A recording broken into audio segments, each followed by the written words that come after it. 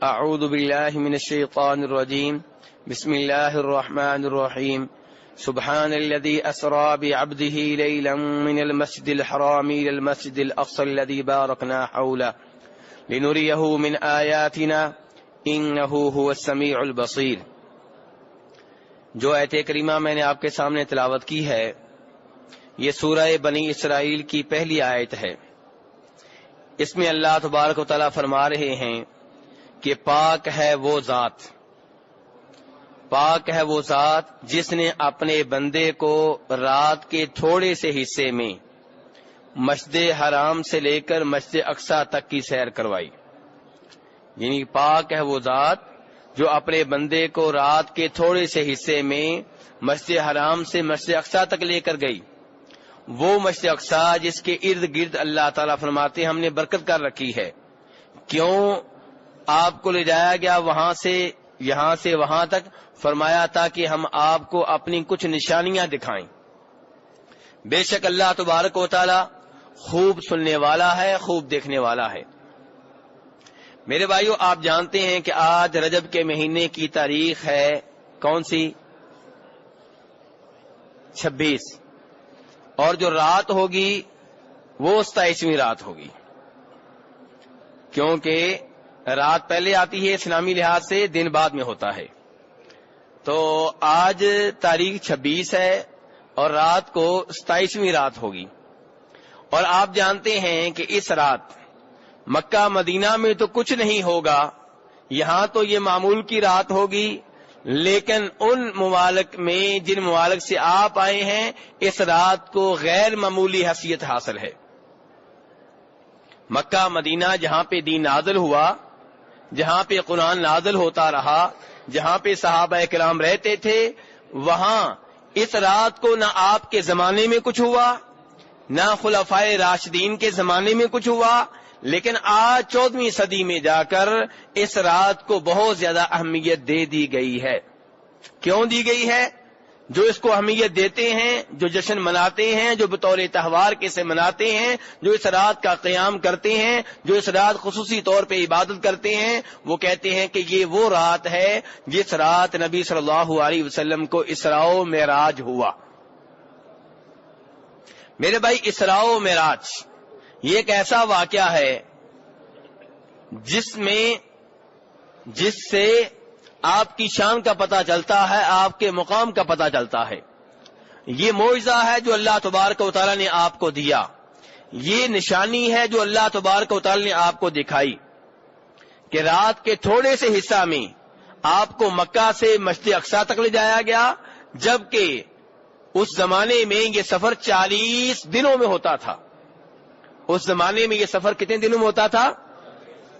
اور آپ کو یہ سفر رات کے تھوڑے سے حصے میں کروایا گیا، اور یہیں پہ بس نہیں ہے بلکہ پھر مسجد اقصی سے آپ کو پہلے آسمان، دوسرے آسمان، تیسرے آسمان، چوتھے آسمان، پانچویں آسمان، چھٹے اور ساتویں آسمان تک لے جایا گیا، اور پھر واپس مکہ لایا گیا، اور یہ سب کچھ ایک رات میں نہیں بلکہ رات کے تھوڑے سے حصے میں ہوا۔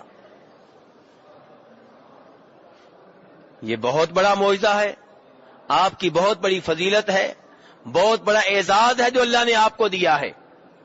اور اسراء و معراج کا ذکر قرآن پاک میں بھی ملتا ہے اور نبی صلی اللہ علیہ وسلم کی صحیح احادیث میں بھی ملتا ہے۔ بخاری شریف میں اس کے تعلق سے 20 کے قریب روایات ہیں، مسلم شریف میں اس کے تعلق سے 18 کے قریب روایات ہیں۔ مسلم شریف کی روایت میں آتا ہے کہ نبی صلی اللہ علیہ وسلم کے پاس جبریل علیہ السلام آئے اور آپ کی چھت کو توڑ کے اندر داخل ہوئے، آپ کے سینے کو کھولا گیا اور آپ کے سینے کو زمزم کے پانی سے دھویا گیا، اور آپ کے سینے میں ایک ایسی ٹرے جو سونے کی تھی، علم و حکمت سے بھری ہوئی تھی، اسے آپ کے سینے میں ڈال دیا گیا۔ یعنی کہ وہ ٹرے جو سونے کی تھی اس کے اندر جو علم و حکمت تھی وہ آپ کے اندر ڈال دی گئی، اور پھر آپ کے سینے کو بند کر دیا گیا۔ اس کے بعد آپ کا یہ عظیم سفر شروع ہوا۔ آپ فرماتے ہیں کہ ایک جانور جس کا نام براق تھا اسے لایا گیا، سفید رنگ کا تھا، گدھے سے کچھ بڑا تھا، خچر سے کچھ چھوٹا تھا۔ فرمایا اس میں اتنی تیزی تھی کہ جہاں تک اس کی نگاہ جاتی تھی وہاں پہ اس کا پاؤں پڑا کرتا تھا۔ اس سفر پہ اس جانور پہ آپ کو بٹھایا گیا اور آپ کو مسجد اقصی لایا گیا۔ مسجد اقصی میں آپ داخل ہوئے، آپ فرماتے ہیں وہاں پہ میں نے 2 رکعتیں ادا کی، باہر نکلا تو جبریل علیہ السلام نے مجھے 2 برتن پیش کیے، ایک میں شراب تھی ایک میں دودھ تھا، اور میں نے دودھ کو اختیار کیا تو جبریل علیہ السلام نے کہا کہ آپ نے اسی چیز کو اختیار کیا ہے جس کو اختیار کرنا ایک فطری امر تھا، یعنی کہ آپ کا انتخاب بہت اچھا ہے۔ اس کے بعد آپ کا سفر آسمانوں کی طرف تھا، لیکن یہ براق کے بغیر تھا، یہ براق کے بغیر تھا۔ مکہ سے فلسطین تک کا سفر براق کے اوپر تھا، لیکن اس کے بعد جو سفر ہوا ہے یہ براق کے بغیر ہے۔ آپ کو پہلے آسمان تک لے جایا گیا، جبریل علیہ السلام آپ کے ساتھ ہوتے تھے، دروازہ کھڑکایا جاتا، آگے سے پوچھا جاتا کون ہے، جواب آتا جناب محمد ہیں صلی اللہ علیہ وسلم، تو آپ کے لیے دروازہ کھول دیا جاتا۔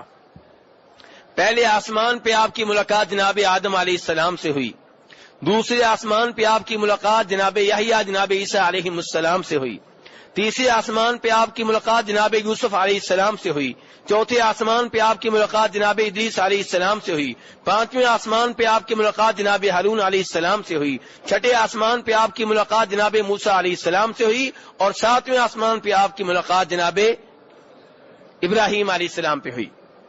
ابراہیم علیہ السلام ساتویں آسمان پہ کیسے بیٹھے ہوئے تھے؟ کسی بھائی کو یاد ہے؟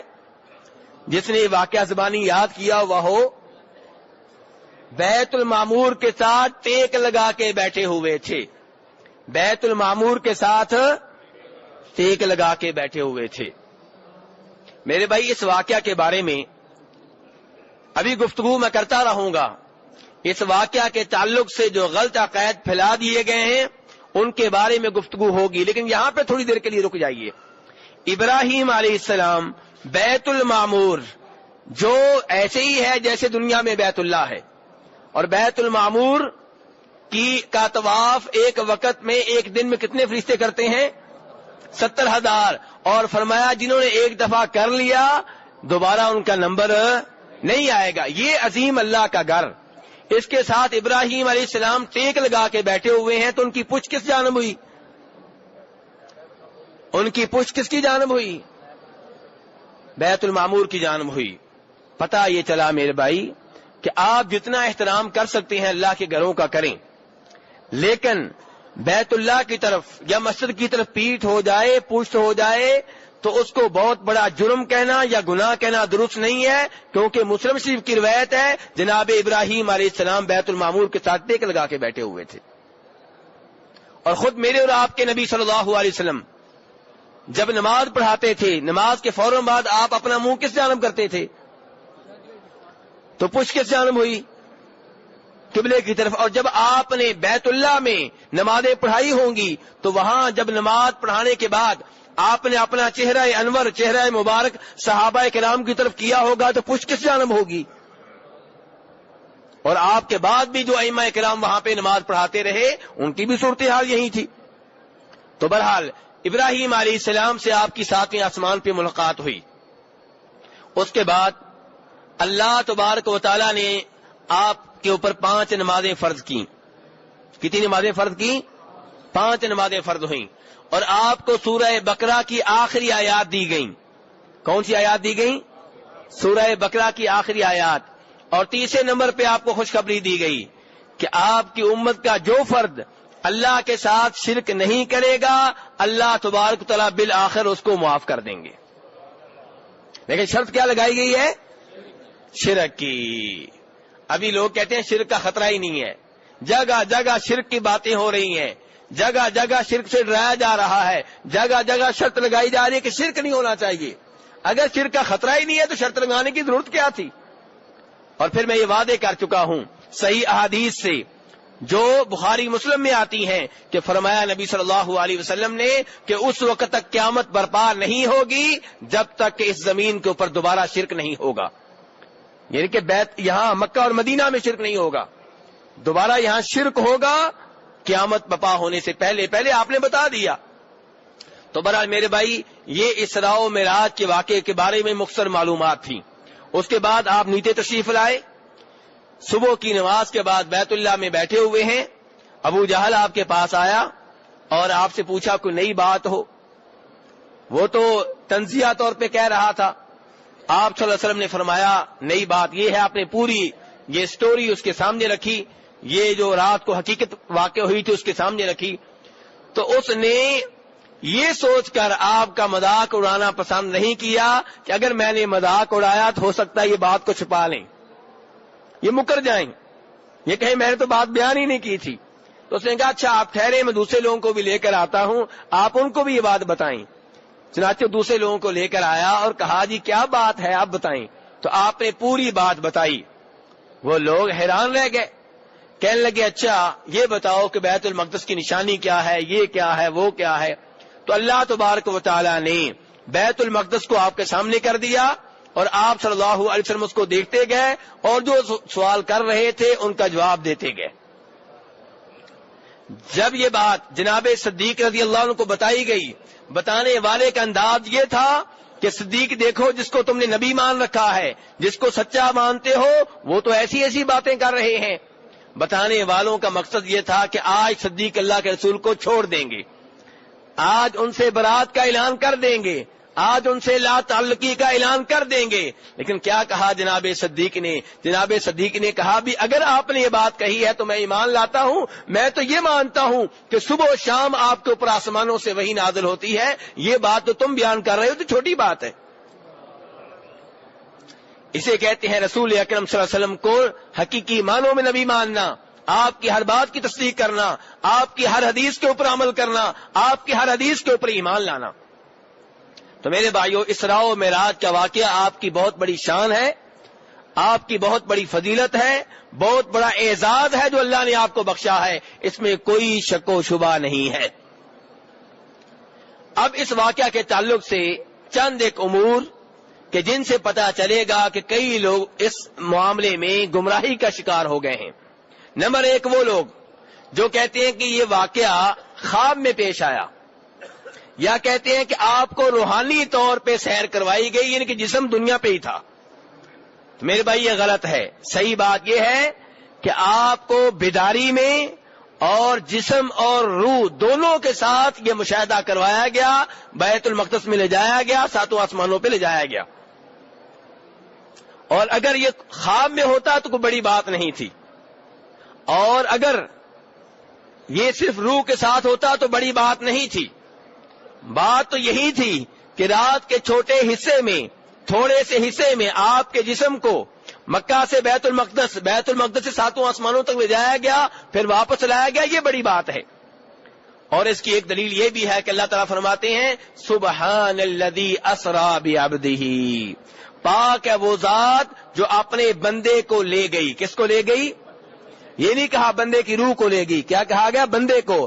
اور بندہ کس چیز کا نام ہے؟ جسم اور روح کا نام ہے. بندہ کس کا نام ہے؟ جسم اور روح کا نام ہے. اور میرے بھائی پھر یہ بات بھی ہے کہ اللہ تعالیٰ نے ایک اور جگہ پہ فرمایا اسی قصہ کے بارے میں, اسی کہانی کے بارے میں, ما زاغ البصر وما طغى, کہ اس دوران آپ کی نگاہ نے کجروی نہیں کی, ٹیڑھی نہیں ہوئی, اور نہ اس نے حد سے تجاوز کیا. اس کا مطلب یہ ہے کہ آپ کا جسم گیا ہے, نگاہ گئی ہے. تو کہنے کا مطلب یہ ہے میرے بھائی کہ اس میں کوئی شک و شبہ نہیں ہے کہ اسراء و معراج کا واقعہ بیداری میں پیش آیا, خواب میں نہیں, اور آپ کا جسم بھی تھا, آپ کی روح بھی تھی, اور یہی آپ کی شان ہے, یہی آپ کی فضیلت ہے. میرے بھائیو اس لیے وہ لوگ جو کہتے ہیں کہ یہ خواب میں واقعہ پیش آیا وہ غلط کہتے ہیں. اور ان میں سے ایک بڑے آدمی کا نام لینے لگا ہوں تاکہ آپ ایسے لوگوں کی کتابوں کو دھیان سے پڑھا کریں. کئی لوگ ایسے ہیں جن کی شہرت بہت اچھی ہے لیکن پبلک اور عام لوگ ان کی حقیقت کو نہیں جانتی, تو اس لیے یہ موقع ہے کہ میں بیان کر دوں. آپ نے نام سنا ہوگا سر سید احمد خان, سنا ہوا ہے؟ تعلیمی میدان میں ان کا ایک نام لیا جاتا ہے کہ انہوں نے یہ یونیورسٹی قائم کی, یہ کیا, وہ کیا, لیکن اگر آپ ان کی تفسیر پڑھیں تو ان میں آپ کو کئی موقع پہ یہ بات ملے گی کہ وہ آپ کے بہت سے معجزات کا انکار کرتے ہیں. ان میں سے ایک یہ ہے، وہ کہتے ہیں نہیں جی خواب میں ہوا ہے. یہ کیسے ہوا ہے؟ خواب میں ہوا. خواب میں آپ کو دکھایا گیا یہ پہلا آسمان ہے، دوسرا آسمان ہے، آپ حقیقت میں اوپر نہیں گئے، حقیقت میں آپ اوپر نہیں گئے. تو ایک تو سید احمد خان ہو گئے. دوسرا ایک نام آپ نے سنا ہوگا پرویز کا، جس کے بارے میں کہا جاتا ہے کہ وہ احادیث کا منکر ہے. پرویز کا نام بھی آپ نے سنا ہوگا، اور اسی سے علماء کرام کہتے ہیں فتنہ پرویزیت.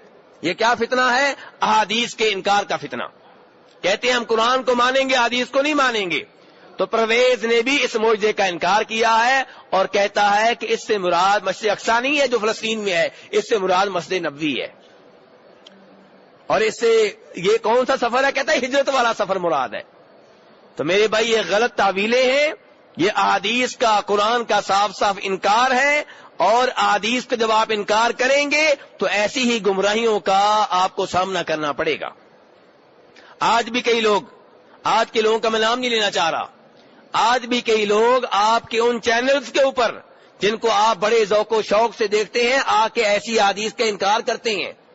اور ان چینلز پہ ہوتا کیا ہے یہ آپ کو نہیں پتا. کسی ایسے مولوی کو پکڑ کر لے آتے ہیں جس کو الف با کا بھی پتہ نہیں ہوتا، اور اس کے سامنے بٹھا دیتے ہیں ان لوگوں کو جو بہت ذہین ہوتے ہیں اور جن کو ملکہ ہوتا ہے احادیث کے خلاف بولنے کا. اور عام آدمی سمجھتا ہے لو جی مولوی بول ہی نہیں سکا، مولوی کے پاس دلیل ہی نہیں تھی. آپ کو یہ نہیں پتا کہ کس مولوی کو بٹھایا گیا. ٹی وی مولوی کو بٹھایا گیا ہے.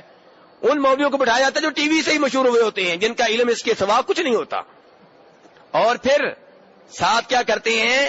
اگر کبھی کوئی اچھا عالم دین لایا بھی جاتا ہے تو اس کو گفتگو کا مکمل ٹائم نہیں دیا جاتا. آپ نے دیکھا ہوگا اینکرز بڑی خوبصورتی سے مولانا صاحب کی بات کو ادھر ہی ٹال دیتے ہیں، ختم کر دیتے ہیں.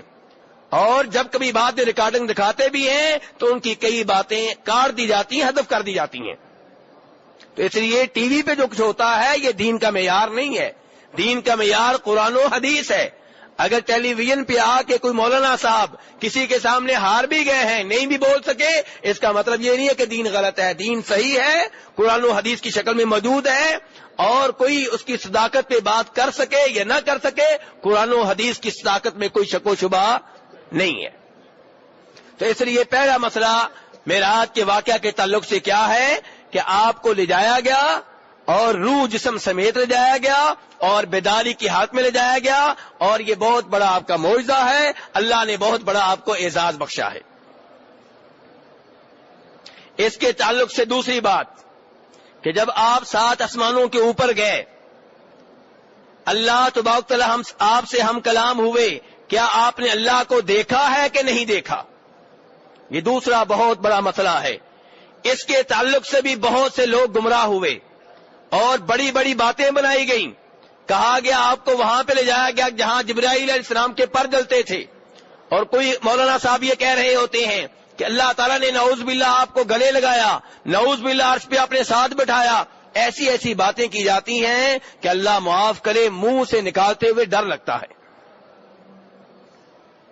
تو میرے بھائی اس بارے میں بھی وضاحت ہو جائے.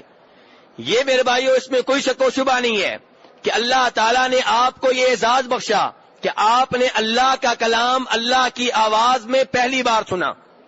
اللہ کا کلام اللہ کی آواز میں پہلی بار سنا. جیسے موسیٰ علیہ السلام نے طور پہاڑ پہ اللہ کا کلام پہلی بار اللہ کی آواز میں سنا. لیکن موسیٰ علیہ السلام نے جب یہ گزارش کی کہ ربی ارینی انظر الیک، یا اللہ میں تجھے دیکھنا چاہتا ہوں، اللہ نے فرمایا لن ترانی، موسیٰ مجھے ہرگز نہیں دیکھ سکو گے، ولکن انظر الی الجبل، پہاڑ کی طرف دیکھو، فإن استقر مکانہ فسوف ترانی، پہاڑ اگر اپنی جگہ پہ برقرار رہ گیا تو تم مجھے دیکھ سکو گے، ورنہ مجھے نہیں دیکھ سکو گے. اور جب اللہ تبارک و تعالیٰ نے اپنی تجلی پہاڑ کو دکھائی تو پہاڑ ریزہ ریزہ ہو گیا. وخر موسیٰ صاعقا، اب موسیٰ علیہ السلام بے ہوش ہو کے گر پڑے. فلما افاقا، جب ان کو ہوش آیا، قال سبحانک، کہنے لگے یا اللہ تو پاک ہے، تو پاک ہے، تجھے واقعی دیکھنا ممکن نہیں ہے. تبت الیک، میں توبہ کرتا ہوں، میں نے جو مطالبہ کیا تھا، جو درخواست کی تھی، میں اس پہ توبہ کرتا ہوں، یا اللہ مجھے معاف کر دے۔ میرے بھائی، ایسے ہی پیارے حبیب صلی اللہ علیہ وسلم کو اعزاز بخشا گیا، اور آپ جانتے ہیں کہ صرف 2 نبی ہیں جن کو کلیم کہا جاتا ہے۔ کتنے نبی ہیں؟ کون کون سے؟ پہلے نمبر پہ موسیٰ علیہ السلام، اور دوسرے نمبر پہ میرے اور آپ کے نبی جناب محمد صلی اللہ علیہ وسلم۔ ان 2 کو کیا کہا جاتا ہے؟ کلیم۔ کلیم کا مطلب کیا؟ کہ وہ 2 نبی جن سے اللہ نے کلام کیا۔ تو یہاں میرا سوال یہ ہے، کیا عیسیٰ علیہ السلام سے اللہ نے کلام نہیں کیا؟ ابراہیم علیہ السلام سے اللہ نے کلام نہیں کیا؟ میرے بھائی، ویسے تو وہی اللہ کی سب کے اوپر نازل ہوتی رہی ہے، لیکن جنہوں نے اللہ کا کلام اللہ کی آواز میں سنا وہ صرف 2 ہیں۔ کتنے ہیں میرے بھائی؟ 2۔ وہی ایک ہوتا ہے فرشتہ لے کر آتا ہے، اور ایک یہ ہوتا ہے کہ نبی کے ذہن میں ڈال دی جاتی ہے، دل میں ڈال دی جاتی ہے، اور ایک یہ ہے کہ اللہ کا کلام اللہ کی آواز میں سنا۔ یہ اعزاز صرف 2 نبیوں کو ملا، ایک موسیٰ علیہ السلام کو اور ایک میرے اور آپ کے نبی جناب محمد صلی اللہ علیہ وسلم کو۔ لیکن مسئلہ یہ ہے کہ کیا آپ نے اللہ تعالیٰ کو دیکھا بھی ہے؟ یہ سوال ہے بہت بڑا، اور اس سوال کا بہتر جواب آج کے لوگ نہیں، وہ لوگ دے سکتے ہیں جنہوں نے اللہ کے رسول سے سوال کیا تھا۔ پہلی دلیل مسلم شریف کی وہ روایت ہے جسے نقل کرتے ہیں جناب ابو ذر رضی اللہ تعالی عنہ۔ حوالہ کس کتاب کا ہے؟ مسلم شریف کے مؤلف جو ہیں وہابی تو نہیں تھے نا جی؟ اس زمانے میں یہ چکر تو نہیں تھا نا؟ مسلم شریف کو سارے ہی مانتے ہیں نا، بخاری شریف کو سارے ہی مانتے ہیں نا، اور امام مسلم روایت کر رہے ہیں صحابی سے جن کا نام کیا؟ ابو ذر رضی اللہ عنہ۔ صحیح ہے میرے بھائی؟ تو ابو ذر کہتے ہیں میں نے رسول اکرم صلی اللہ علیہ وسلم سے پوچھا ہل رأیت ربک، کیا آپ نے اپنے رب کو دیکھا ہے؟ فرمایا نور انا ارا، نور ہے، میں اسے کیسے دیکھ سکتا ہوں؟ یہ نہیں کہا کہ میں نے نہیں دیکھا، بلکہ حیران ہوئے سوال کے اوپر کہ یہ سوال عجیب ہے، اس لیے آپ نے کہا نور ہے، میں اسے کیسے دیکھ سکتا ہوں؟ یہ حوالہ کس کتاب کا ہے؟ اور روایت کرنے والے صحابی کا نام ابو ذر رضی اللہ عنہ۔ دوسرا حوالہ مسلم شریف کا، بخاری شریف کا، اور یہاں پہ ہیں جناب عائشہ رضی اللہ عنہا۔ جناب عائشہ کون ہیں؟ میری اور آپ کی کیا لگتی ہیں؟ کیا ان سے زیادہ کسی کو اللہ کے رسول سے پیار ہوگا، محبت ہوگی؟ نہیں۔ جناب عائشہ سے روایت کرنے والے تابعی کا نام ہے مسروق۔ تابعی کا نام کیا ہے؟ مسروق۔ اور یہ حدیث آئی ہے بخاری شریف میں، مسلم شریف میں۔ مسروق کہتے ہیں کہ جناب عائشہ رضی اللہ عنہا کہنے لگیں کہ مسروق، جو آدمی 3 باتیں کرے سمجھ لو اللہ کے اوپر جھوٹ بول رہا ہے۔ یہ 3 باتیں یاد رکھنی میرے بھائیو آپ نے، اور بیان کرنے والی کون ہے؟ اما عائشہ۔ حوالہ کس کتاب کا ہے؟ بخاری شریف کا، مسلم شریف کا۔ تو اما عائشہ کہہ رہی مسروق سے کہ جو آدمی 3 باتیں کرے جان لو کہ وہ اللہ کے اوپر جھوٹ بول رہا ہے۔ نمبر 1 فرمایا کہ جو یہ کہے کہ نبی صلی اللہ علیہ وسلم نے اللہ تعالی کو دیکھا ہے وہ جھوٹ بول رہا ہے۔ یہ کون کہہ رہی ہیں؟ جناب عائشہ۔ یہ آج کل کے مولوی صاحب تو نہیں ہے نا؟ جناب عائشہ ہیں، سب مانتے ہیں ان کو، سب احترام کرتے ہیں، سب ان کو ایک مقدس ہستی شمار کرتے ہیں۔ وہ کیا کہہ رہی ہیں کہ جو یہ کہے کہ اللہ کے رسول صلی اللہ علیہ وسلم نے اللہ تعالیٰ کو دیکھا تھا وہ جھوٹ بول رہا ہے۔ اور فرماتی ہیں کہ جو یہ کہے، ابھی مزید وضاحت آئے گی، ابھی یہ تفصیل سے وضاحت آئے گی، آپ کے ذہنوں میں جو اشکال ہیں ان کو بھی دور کرنے کی کوشش کروں گا۔ جناب عائشہ آگے فرماتی ہیں جو یہ کہے کہ اللہ کے رسول کل کی باتیں جانتے تھے، ان کے غیب جانتے تھے، وہ بھی جھوٹ بول رہا ہے۔ یہ کون کہہ رہی ہیں؟ جناب عائشہ فرما رہی ہیں کہ جو یہ کہے اللہ کے رسول غیبی باتیں جانتے تھے، کل کی باتیں جانتے تھے، وہ جھوٹ بول رہا ہے۔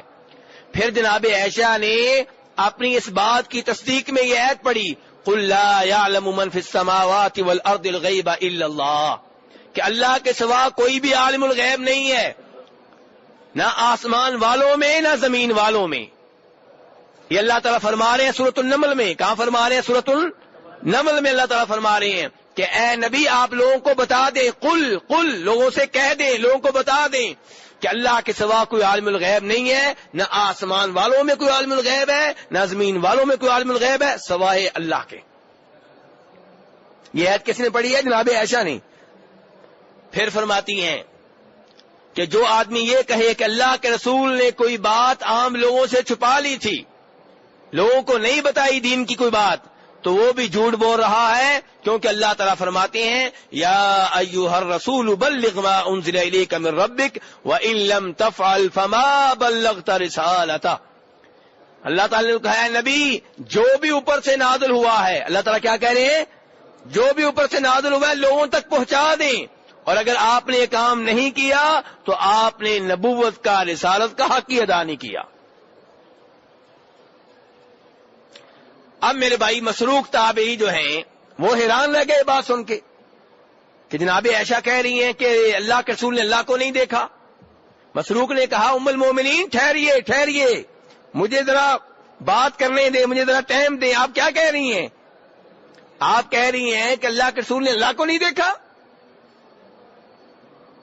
پھر کہا انظرینی، مجھے مہلت دیں، ولا تعجلینی، جلدی نہ کریں، بات کو سمجھنے دیں، مجھے بتائیں اگر اللہ کے رسول نے اللہ کو نہیں دیکھا تو قرآن کی ان آیات کا مطلب کیا ہوگا؟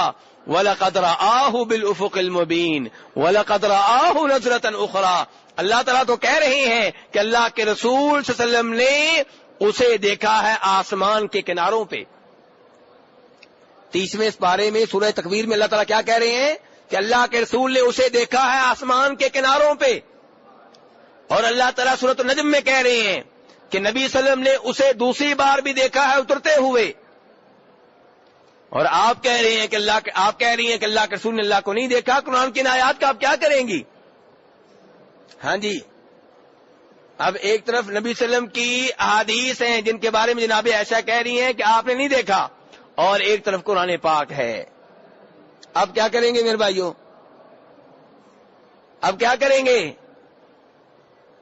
میرے بھائیوں؟ یاد رکھیں، اصول یاد رکھیں کہ اگر حدیث صحیح ہو، یعنی کہ واقعی اللہ کے رسول نے کہی ہو، جھوٹی نسبت نہ ہو، من گھڑت نہ ہو، تو قرآن میں اور حدیث میں کوئی تضاد نہیں ہوتا۔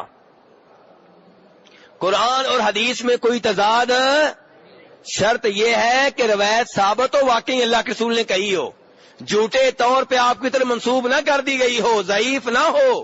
تو میرے بھائیوں جناب عائشہ نے آگے سے کہا، جناب عائشہ نے آگے سے کیا فرمایا؟ بات بڑی اہم ہے میرے بھائی، دھیان سے سنیں۔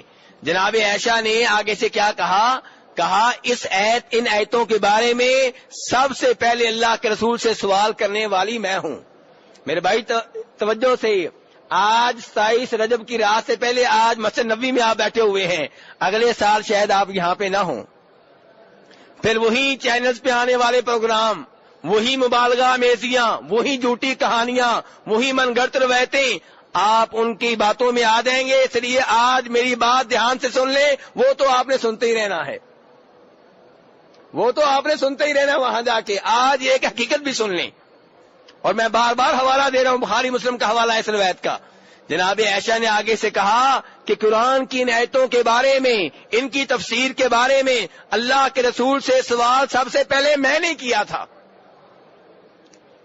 تو کیا کہا تھا اللہ کے رسول صلی اللہ علیہ وسلم نے؟ فرمایا تھا کہ یہ قرآن پاک میں جو اللہ تعالیٰ کہہ رہے ہیں نا کہ اللہ کے رسول نے اسے دیکھا ہے، کیا کہا قرآن نے؟ اللہ کے رسول نے اسے دیکھا، اسے کا نام نہیں آیا قرآن پاک میں، وَلَقَدْ رَآهُ، آپ نے اسے دیکھا ہے۔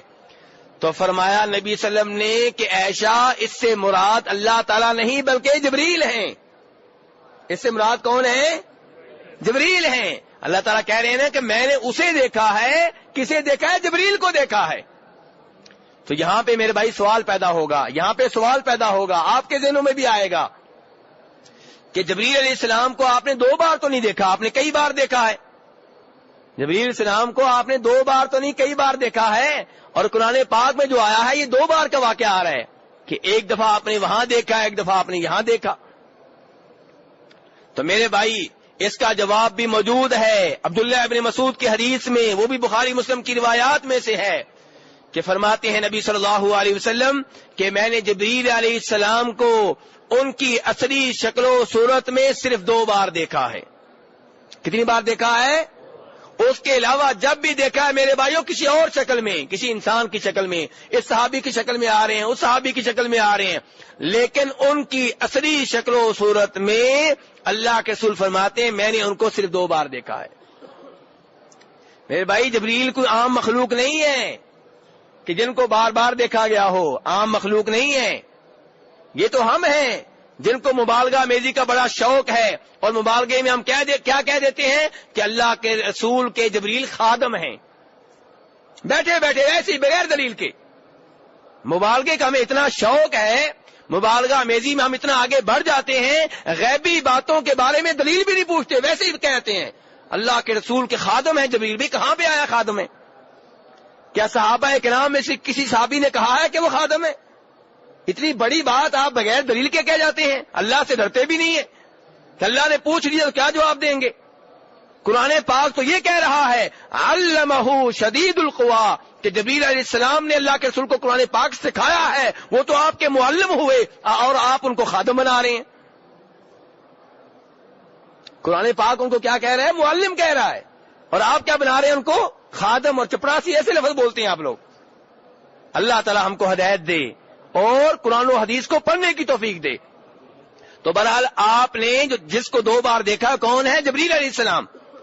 ایک اس وقت میرے بھائیوں دیکھا تھا جب نبوت کا ابتدائی زمانہ تھا، نبوت کا ابتدائی زمانہ تھا، ان کو آسمان و زمین کے مابین دیکھا تھا، اور دوسرا معراج کے موقع پہ ان کو ان کی اصلی شکل و صورت میں دیکھا ہے، اور فرماتے ہیں پیارے حبیب صلی اللہ علیہ وسلم کہ جب میں نے جبریل کو دیکھا ان کے 600 پر تھے۔ کتنے پر تھے؟ 600 پر تھے، اور فرمایا ان کی جسامت اتنی بڑی تھی کہ آسمان و زمین کے مابین جو خلا ہے اس خلا کو ان کے جسم نے پر کر رکھا تھا۔ اور جبریل کو عام مخلوق نہیں ہے، ان کو چپڑاسی نہ بناؤ، اللہ سے ڈرو۔ انہ لقول رسول کریم، اللہ نے ان کو کریم رسول کہا ہے، فرشتوں میں سے رسول ہیں۔ اللہ نے کیا کہا ان کو؟ انہ لقول رسول کریم، وہ ایک کریم رسول ہے فرشتوں میں سے، یہ انسانوں میں سے، وہ فرشتوں میں سے رسول ہیں، اور آپ ان کو چپڑاسی، خادم اور چوکیدار کیا کیا بنا رہے ہیں۔ تو بہرحال میرے بھائی کہنے کا مطلب یہ ہے کہ جناب عائشہ فرما رہی ہیں کہ ان آیتوں کی تفسیر کے بارے میں سب سے پہلے میں نے اللہ کے رسول سے سوال کیا تھا، اور اللہ تعالی نے فرمایا، اور اللہ کے رسول نے فرمایا تھا کہ اس سے مراد جبریل ہیں۔ پھر جناب عائشہ نے کہا قرآن پاک پڑھ لو، قرآن پاک کہہ رہا ہے لا تدرکہ الابصار وہو یدرک الابصار، کہ نگاہیں اس کا احاطہ نہیں کر سکتی۔ قرآن پاک کیا کہہ رہا ہے؟ نگاہیں اس کا احاطہ نہیں کر سکتی، اور اس نے سب نگاہوں کا احاطہ کر رکھا ہے۔ تو میرے بھائی دنیا میں بیداری کی حالت میں ان آنکھوں سے اللہ تعالیٰ کو دیکھنا ممکن نہیں ہے، نہ کسی نے دیکھا ہے۔ البتہ قیامت کے روز ان احادیث سے معلوم ہوتا ہے جو خود اللہ کے رسول نے بیان کی ہیں، جو بخاری مسلم میں آتی ہیں، کہ جنتی لوگ اللہ تبارک و تعالیٰ کا جنت میں دیدار کریں گے۔ اللہ تعالیٰ سے دعا ہے کہ اللہ تعالیٰ مجھے اور آپ کو ان خوش نصیبوں میں سے کر دیں جنہیں روز قیامت اللہ تعالیٰ کے دیدار کا موقع ملے گا۔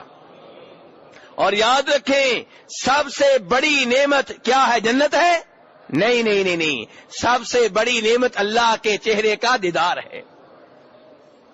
اللہ تعالیٰ فرماتے ہیں سورہ قیامہ میں، سورہ قیامہ کی تلاوت آپ بھی کرتے ہوں گے، وجوہ یومئذ ناظرہ الی ربہا ناظرہ، اس دن کئی چہرے تر و تازہ ہوں گے، اپنے رب کو دیکھ رہے ہوں گے، اپنے رب کو دیکھ رہے ہوں گے۔ تو میرے بھائیو اللہ تعالیٰ کو دیکھنا بہت بڑا اعزاز ہے، لیکن دنیا میں کسی آنکھ میں طاقت نہیں ہے اللہ تعالیٰ کو دیکھ سکے۔ البتہ مسلم شریف کی روایت ہے کہ عبداللہ ابن عباس فرماتے ہیں کہ پیارے حبیب صلی اللہ علیہ وسلم نے اللہ تعالیٰ کو دل کے ساتھ دیکھا ہے۔ کیا مطلب دل کے ساتھ دیکھا ہے؟ خواب میں۔ کیا مطلب ہے؟ خواب میں پیارے حبیب صلی اللہ علیہ وسلم نے اللہ تعالیٰ کو خواب میں دیکھا ہے، لیکن بیداری میں ان آنکھوں کے ساتھ کسی نے بھی اللہ تبارک و تعالیٰ کو نہیں دیکھا ہوا۔ اس لیے یہ جھوٹی روایات جو بیان کی جاتی ہیں کہ گلے لگایا نعوذ باللہ، عرش پہ اپنے ساتھ بٹھا لیا، یہ بیان کرتے ہوئے بیان کرنے والوں کو اللہ سے ڈرنا چاہیے، اللہ سے خوف کھانا چاہیے۔ جناب عائشہ بخاری مسلم کی روایات بالکل واضح کر رہی ہیں معاملے کو کہ ایسا کچھ نہیں ہوا. ابو ذر نے بھی واضح کر دیا اور یہی عقیدہ ہے بہت سے صحابہ کرام کا. جناب ابو ہریرہ سورہ نجم کی آیات کی تفسیر میں فرماتے ہیں کہ آپ نے جبریل کو دیکھا ہے. عبداللہ بن مسعود کا بھی یہی موقف ہے, دیگر صحابہ کرام کا بھی میرے بھائیوں یہی موقف ہے. اور صحابہ کرام سے زیادہ اللہ کے رسول سے محبت کرنے والا کوئی نہیں ہے. جب وہ بیان کر رہے ہیں کہ نبی صلی اللہ علیہ وسلم نے اللہ تعالیٰ کو نہیں دیکھا بلکہ آپ نے جس کو دیکھا ہے وہ جبریل علیہ السلام ہے, تو ہمیں مبالغہ میزی سے کام نہیں لینا چاہیے. میرے بھائیوں واقعہ معراج کے تعلق سے تیسری غلطی جو آج کل ہوتی ہے وہ یہ ہے کہ اس دن معراج کے واقعے کو ایک دن کے ساتھ مخصوص کرنا اور پھر اس کا تہوار منانا, اس کا جشن منانا. پہلی غلطی کیا تھی جی؟ واقعہ معراج کے تعلق سے پہلی غلطی میں نے بیان کی تھی وہ کیا ہوتی ہے کہ کچھ سکالر قسم کے لوگ جو اپنے آپ کو سکالر سمجھتے ہیں اور سمجھتے ہیں کہ ہم ہیں صحیح دین کو سمجھنے والے, یہ تو مولوی ایسے ہی ہوتے ہیں. انہوں نے اس معجزے کا انکار کیا ہے اور کہا ہے کہ اللہ کے رسول نے خواب میں اسراء و معراج آپ کے ساتھ ہوا ہے, بیداری میں پورے جسم کے ساتھ نہیں ہوا. ان میں سے دو آدمیوں کے میں نے نام لیے تھے, کون کون سے؟ سر سید احمد خان اور ایک کون؟ پرویز. تو میرے بھائی دوسری غلطی میں نے کیا بیان کی ہے, یہ عقیدہ رکھنا اور یہ کہنا اور بار بار بیان کرنا, سارے لوگ اس دن بیان کرتے ہیں جو یہ جشن مناتے ہیں کہ جی اللہ کے رسول نے اللہ تعالیٰ کو دیکھا, تو یہ بھی درست نہیں ہے. اور تیسرے نمبر پہ یہ ہے کہ اس دن اس رات قیام کرنا, شب بیداری کا اہتمام کرنا, جشن منانا, اس کو بطور عید کے منانا. میرے بھائیو پہلی بات تو یہ ہے کہ یہ کس رات کو واقعہ پیش آیا اس رات کا علم نہیں ہو سکا. اگر صحابہ کرام کے ہاں اس رات کا جشن منانے کا رواج ہوتا, اہتمام ہوتا, تو ہمیں بتا کر جاتے کہ کس تاریخ کو یہ واقعہ پیش آیا تھا, کس رات کو یہ واقعہ پیش آیا تھا. انہوں نے یہ روایات تو بیان کر دی. بخاری میں کتنی روایات آتی ہیں اسراء و معراج کی؟ 20. اور مسلم شریف میں کتنی آتی ہیں؟ 18. اور دیگر کتب میں اس کے علاوہ ہیں. انہوں نے یہ تو بیان کر دیا کہ واقعہ کیسے پیش آیا, کیسے گئے, کیا ہوا, ساری تفصیلات بیان کر دی, لیکن یہ بیان نہیں کیا کہ کس سال پیش آیا, کس مہینے پیش آیا, کس تاریخ کو پیش آیا, کس رات کو پیش آیا. اس سے پتا چلا ان کو اس واقعہ سے دلچسپی تھی, اس واقعہ کی تاریخ سے دلچسپی نہیں تھی. علماء کرام میں بھی اس مسئلہ میں بہت زیادہ اختلاف ہے کب یہ واقعہ پیش آیا. آئیے آپ کو ان کے اقوال بتاؤں تاکہ آپ کو معلوم ہو سکے کہ اگر ان کے ہاں اس رات کا جشن منانے کا اہتمام ہوتا تو اس واقعے کی تاریخ میں اتنا اختلاف نہ ہوتا. حافظ ابن حجر, ابن کثیر رحمہ اللہ وغیرہ ان مورخین نے اپنی مشہور و معروف کتابوں میں لکھا ہے. کچھ علماء کرام کہتے ہیں کہ یہ واقعہ ہجرت سے 5 سال پہلے پیش آیا. ہجرت سے, یاد نہیں کیا آپ نے سبق, ہجرت سے کتنے سال پہلے؟ 5 سال پہلے. کچھ علماء کرام کہتے ہیں ہجرت سے 3 سال پہلے, ہجرت سے 3 سال پہلے. اور کچھ کہتے ہیں ہجرت سے 18 مہینے پہلے, کچھ کہتے ہیں ہجرت سے 17 مہینے پہلے, کچھ کہتے ہیں ہجرت سے 15 مہینے پہلے, کچھ کہتے ہیں ہجرت سے 14 مہینے پہلے, کچھ کہتے ہیں ہجرت سے 12 مہینے پہلے, کچھ کہتے ہیں ہجرت سے 11 مہینے پہلے, کچھ کہتے ہیں ہجرت سے 8 مہینے پہلے, کچھ کہتے ہیں ہجرت سے 6 ماہ پہلے. اور کچھ کہتے ہیں یہ واقعہ پیش ہے ربیع الاول کے مہینے میں, کچھ کہتے ہیں ربیع الثانی کے مہینے میں, کچھ کہتے ہیں رمضان کے مہینے میں, کچھ کہتے ہیں رجب کے مہینے میں. تو میرے بھائی اگر صحابہ کرام نے اس رات کو ایک بار بھی جشن منایا ہوتا تو امت میں اختلاف ختم ہو جاتا, سب کو پتہ چل جاتا کہ آج موم بتیاں جل رہی ہیں, آج موم بتیاں جل رہی ہیں. اسی رات کو معراج کا واقعہ ہوا تھا, لیکن نہ جھنڈیاں لگیں, نہ موم بتیاں جلیں, نہ شب بیداری کا اہتمام ہوا, نہ اس رات قیام ہوا, اور نہ وہ آگے یہ بتا سکے کسی کو کس تاریخ کو واقعہ پیش آیا تھا. میرے بھائی آپ اندازہ کریں کہ مسلمانوں کی تاریخ کی ابتدا, مسلمانوں کی تاریخ کی ابتدا, مسلمانوں کے کیلنڈر کی ابتدا کس واقعے سے ہوتی ہے؟ ہجرت کے واقعے سے. جس سال یہ واقعہ پیش آیا اس سال کو انہوں نے مسلمانوں کے کیلنڈر کا پہلا سال قرار دیا. اگر صحابہ کرام کے ہاں آپ کے یوم پیدائش کا اہتمام ہوتا اور اس رات کا اہتمام ہوتا جس رات جشن منایا جاتا ہے، لوگ مناتے ہیں، تو وہ مسلمانوں کے کیلنڈر کی ابتدا اس رات سے کرتے یا اس دن سے کرتے؟ اور ایسے ہے کہ نہیں ہے؟ اور ہجرت کے واقعے سے بھی انہوں نے مسلمانوں کے کیلنڈر کی ابتدا ضرور کی ہے، لیکن اس کا جشن نہیں منایا۔ جس وقت اللہ کے رسول مدینہ داخل ہوئے ہیں انہوں نے خوشیاں منائیں، وہ خوش ہوئے، ان کے بچے بھی خوش ہوئے، ان کے مرد بھی خوش ہوئے، ان کی عورتیں بھی خوش ہوئیں، لیکن آئندہ سال اسی دن انہوں نے اس دن کا تہوار نہیں منایا، جشن نہیں منایا، اس سے اگلے سال بھی نہیں منایا۔ تو پتا چلا میرے بھائیو، اگر تاریخ کا علم ہو بھی جائے تب بھی جشن منانا جائز نہیں ہے۔ لیکن یہاں پہ صورتحال یہ ہے کہ اس کی تاریخ معلوم نہیں ہے، نہ سال معلوم ہے، نہ مہینہ معلوم ہے، نہ وہ دن معلوم ہے جس دن جس رات یہ واقعہ پیش آیا۔ واقعہ برحق ہے، واقعہ برحق ہے، لیکن تاریخ معلوم نہیں ہے، اور اگر معلوم ہو بھی جائے تو اس کا جشن منانا جائز نہیں ہے، کیونکہ اللہ کے رسول نے یہ کام نہیں کیا، صحابہ کرام نے یہ کام نہیں کیا، پہلی 3 صدیوں میں کام نہیں ہوا، اور اللہ کے رسول فرماتے ہیں خیر الناس قرنی، سب سے بہتر زمانہ میرا زمانہ ہے، پھر ان لوگوں کا زمانہ جو ان کے بعد آئیں گے، پھر ان کا زمانہ جو ان کے بعد آئیں گے۔ اور یہ بدعات ساری جو ہے بعد میں نکلی ہیں، نہ آپ کے زمانے میں تھی، نہ آپ کے صحابہ کرام کے زمانے میں تھی، نہ تابعین کے زمانے میں تھی، بلکہ تبع تابعین کے زمانے میں بھی نہیں تھی۔ اور آپ فرماتے ہیں من احدث فی امرنا ھذا ما لیس منہ فہو رد، جو ہمارے دین میں کوئی نیا کام نکال لے، نیا کام داخل کرے، نئے کام کا اضافہ کرے، اس کا یہ کام ریجیکٹ ہے، مردود ہے، ناقابل قبول ہے۔